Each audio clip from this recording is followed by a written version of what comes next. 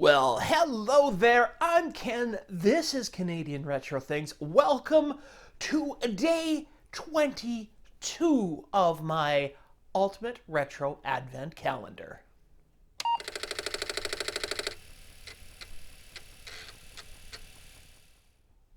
Day 22 is upon us. That means Christmas is almost here. It also means that I'm almost at the end of this little series of videos on all these incredible little retro goodies that I've been showing you.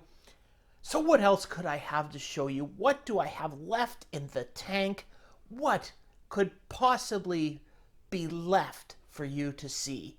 Well, what I have today is something from my childhood, not the originals from my childhood, but copies of things that I had from my childhood, and these really tie into the programming of those lovely 8-bit computers that I love so much.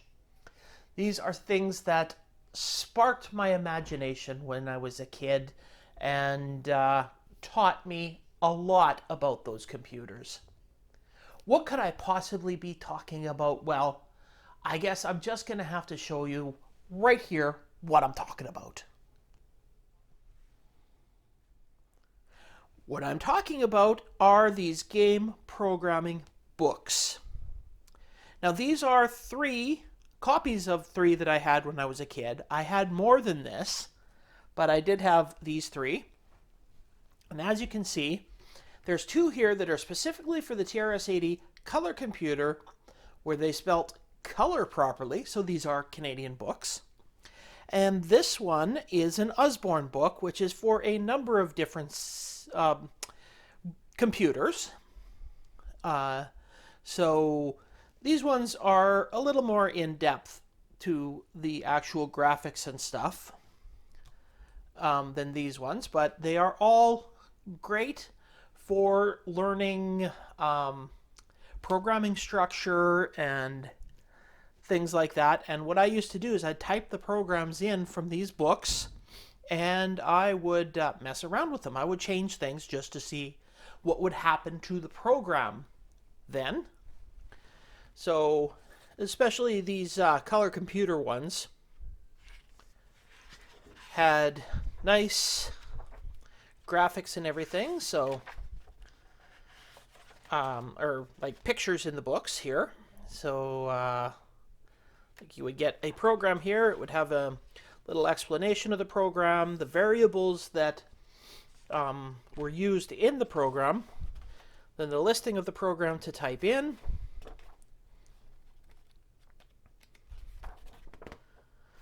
and yeah, then you could mess around with it. So let's take a look at one of these programs in action. And here we are with Speedboat. This is one that I played with a lot as a kid. First, we'll take a look at the game. Plays a nice little tune.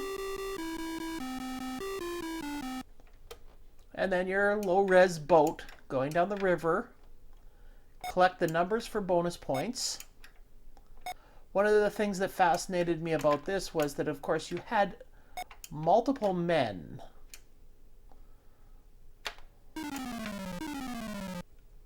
So that A4 that's flashing in the top corner is how many men you have. So I have 4 men left still.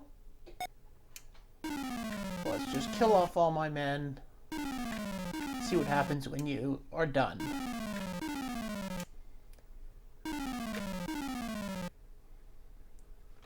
And there you go. And it keeps track of your high score. So let's just quickly look at the listing for this. So that's it. Right there. Okay, that's it. That's the listing. And I used to mess around with this constantly as a kid, changing variables and figuring out what does what. I added, I think, an unlimited men thing to it. Basically by making it, every time you died, it just didn't subtract a man, so you always had 5 men. And I also made the ability to be invulnerable, so you could actually drive the speedboat up right onto the land, and you couldn't, hitting any of the logs didn't hurt you. So I learned a lot just from messing around with this program about how BASIC works.